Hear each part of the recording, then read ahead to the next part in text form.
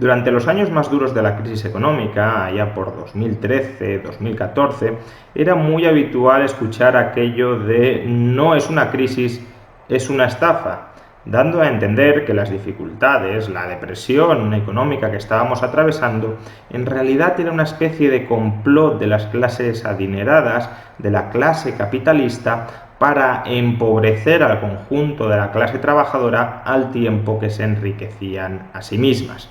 Por tanto, la crisis simplemente era una excusa para bajar salarios, para recortar derechos laborales y, mientras tanto, seguir hinchándose a ganar dinero. Esta percepción, divulgada desde ciertas centrales políticas y mediáticas, desde luego se vio reforzada por una reforma laboral en el año 2012 que, con el objetivo de minimizar la destrucción de empleo, flexibilizó el mercado de trabajo, lo que a corto plazo significó que algunos sueldos fueron rebajados.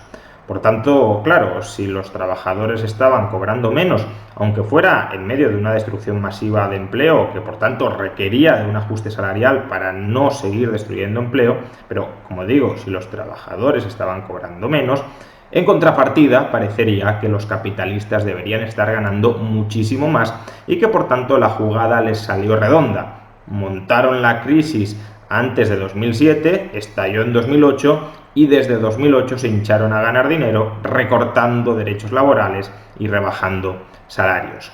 En realidad esta narrativa, este relato, nunca tuvo demasiada base, por no decir ninguna. Si miramos la demografía empresarial entre el año 2017 y el año 2014, el peor momento de la crisis, veremos que en términos netos desaparecieron de nuestro país 215.000 empresas, es decir, más de 200.000 empresas, supuestamente esa clase capitalista potentada que movía los hilos para crear una crisis de la que iba a salir ganando, esa clase capitalista vio como 215.000 empresas desaparecían, quebraban. Y obviamente podríamos pensar que, bueno, esas 215.000 empresas en realidad eran pequeñísimas empresas y que los grandes capitalistas siguieron ganando muchísimo, pero si miramos incluso la cifra de compañías que desaparecieron con más de 50 trabajadores, que ya entramos dentro de la categoría de medianas empresas, veremos que desaparecieron durante esos años un tercio de todo el parque empresarial español con más de 50 trabajadores. Por tanto, en apariencia, lo que sucedió durante la crisis no es que los empresarios capitalistas ganaron a costa de los trabajadores, sino que los trabajadores, claro, se empobrecieron y los empresarios capitalistas también se empobrecieron. Sin embargo, si únicamente miramos la evolución de la demografía empresarial, podría parecer que estamos tomando una imagen insuficiente. Podría parecer que aquellos que sobrevivieron, en el fondo, sí estaban ganando mucho más que aquellos que desaparecieron y que, en cierto modo, la destrucción de empresas lo que podría poner de manifiesto es una cierta concentración, una cierta tendencia a la concentración del sistema capitalista en el que vivimos. Afortunadamente, el Banco de España acaba de publicar un breve informe donde analiza la evolución de la rentabilidad empresarial antes de impuestos entre el periodo previo a la crisis, año 2003 a 2007, y la actualidad y también el periodo más intenso de la crisis económica. Se trata de un informe que extrae, que elabora a partir de los datos de más de 600.000 empresas españolas contenidas en su central de balances. ¿Y qué nos dice este breve informe que acaba de elaborar el Banco de España? ¿Qué nos dice sobre la evolución de la rentabilidad empresarial antes, durante y después de la crisis? Bueno, esencialmente diría que hay tres mensajes importantes en este breve informe. El primero de ellos es que la rentabilidad empresarial, la tasa de rentabilidad antes de impuestos de las empresas españolas, se hundió durante la crisis. En el año 2013, la rentabilidad del conjunto de empresas españolas era simplemente un tercio de la alcanzada como media entre 2003 y 2007. Por tanto, si de media entre 2003 y 2007 las empresas españolas ganaban 100, en 2013 ganaron solo 33. Y ya digo, antes de impuestos. Luego apliquemos la mordida tributaria. Por tanto, si fue una especie de maquinación de las empresas, si la crisis fue una especie de maquinación de las empresas para ganar mucho más dinero a costa de los trabajadores, desde luego les salió mal. En 2013 ganaban solo un tercio de lo que estaban obteniendo en términos netos antes de que estallara la crisis. De hecho, este dato también nos sirve para entender por qué en ocasiones determinadas informaciones periodísticas o determinados titulares periodísticos ocultan bastante demagogia. Si tomamos como punto de partida de la recuperación el año 2013, observaremos que desde el año 2013 los beneficios empresariales, o mejor dicho, la tasa de rentabilidad empresarial se ha duplicado. Es decir, hoy la tasa de rentabilidad de las empresas en términos medios es el doble que en el año 2013. Por tanto, claro, parecería que los beneficios empresariales están aumentando a un ritmo vertiginoso, y en parte así es. En apenas 6 años la tasa de retorno se ha duplicado. Por tanto, los beneficios han crecido mucho más que los salarios. Y eso es lo que da lugar a que determinadas informaciones periodísticas titulen «Los beneficios empresariales están aumentando mucho más que los salarios». Sí, pero lo que estas informaciones se callan es que entre el año 2007 y el año 2013 los beneficios empresariales cayeron muchísimo más que los salarios. En concreto, cayeron 2 tercios. Es decir, los beneficios en 2013 eran 1/3 de los alcanzados en 2007. Los salarios, desde luego, no se redujeron en un 66%. Los salarios medios, desde luego, no cayeron un 66%. Y, por tanto, aún hoy, después de que entre 2013 y 2019 los beneficios o la tasa de rentabilidad se haya duplicado, aún hoy, en la actualidad, los beneficios empresariales siguen siendo un 33% inferiores de lo que lo eran en el periodo anterior a la crisis. Los salarios, en términos medios, no digo todos y cada uno de los salarios, como tampoco digo todos y cada uno de los beneficios. Los salarios, en términos medios, hoy no son un 33% inferiores a los de antes de la crisis. De hecho, si tomamos los datos de la encuesta de población activa y analizamos cuál ha sido la evolución del salario medio en la economía española, veremos que el salario medio después de inflación en el año 2017 era casi un 2% superior al salario medio en el año 2007. Por tanto, los beneficios empresariales han fluctuado mucho más que los salarios, y por eso, cuando caen muchísimo más, y cuando suben, también suben bastante más. Este es el primer mensaje que se desprende del informe que ha desarrollado el Banco de España. Segundo mensaje importante, o al menos aclaración del mensaje anterior. Alguien podría pensar que, la tasa de rentabilidad de las empresas españolas durante los últimos años, en el periodo post-crisis, ha caído en términos medios porque las pequeñas empresas se han arruinado, pero las grandes empresas se están forrando de manera exagerada. De tal modo que si elimináramos los efectos engañosos de la media, podría seguir siendo cierto que las grandes empresas han orquestado de algún modo la crisis para forrarse, para ganar dinero a costa de los trabajadores. Y por tanto, si eso fuera así, la tasa de rentabilidad de las grandes empresas debería ser hoy muy superior a la que era antes de la crisis. ¿Es esto lo que ha sucedido? En absoluto. Como podemos observar en el gráfico que ahora aparece en pantalla, como comentábamos antes, la tasa de rentabilidad del conjunto de las empresas españolas ha caído desde el periodo anterior a la crisis a la actualidad, y especialmente cayó muchísimo en el peor momento de la crisis, es decir, en 2013.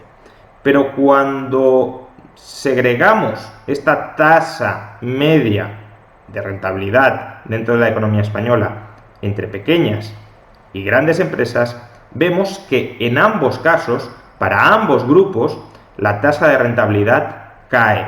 Es decir, ambos grupos están ganando hoy, en términos relativos, sobre el capital invertido por sus accionistas, menos que antes de la crisis.